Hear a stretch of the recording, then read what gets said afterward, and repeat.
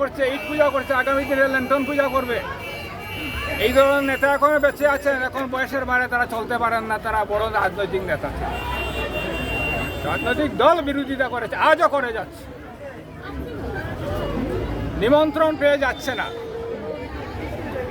নিমন্ত্রণ পেয়েও যাচ্ছে না। আমি তো মনে করি তারা নিমন্ত্রণ পেয়ে গেলে অন্তত তাদের কিছু পাপ মোচন হতো, তারা যায়নি।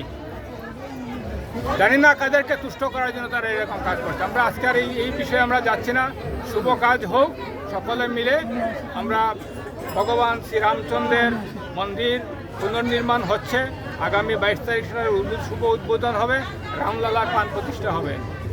রাম, ভগবান রাম এই দেশের প্রত্যেকের, এখানে কোনো ধর্মের কোনো ভেদাভেদ নেই, প্রত্যেকের পূর্বপুরুষ রাম। যারা অস্বীকার করে এরা পাপী।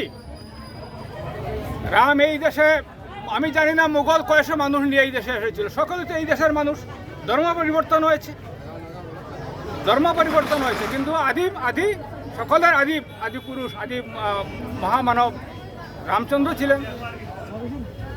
কিন্তু আজকাল অনেকে লোভে এগুলা, ভোটের লোভে, অন্যান্য লোভে এগুলা অস্বীকার করে, বিবাদ কাড়া করে। আমরা কোনো প্রকার বিবাদে যেতে চাই না, শান্তিপূর্ণভাবে সুন্দরভাবে আমরা আগামী 22 তারিখে শুভ উদ্বোধন আমরা দেখতে চাই। আর এই ক্ষেত্রে সকলের সহযোগিতা চাই, জাতি ধর্ম বর্ণ নির্বিশেষে সকলের সহযোগিতা চাই, এটা শুভ কাজ সুন্দরভাবে সম্পন্ন যাতে পারে।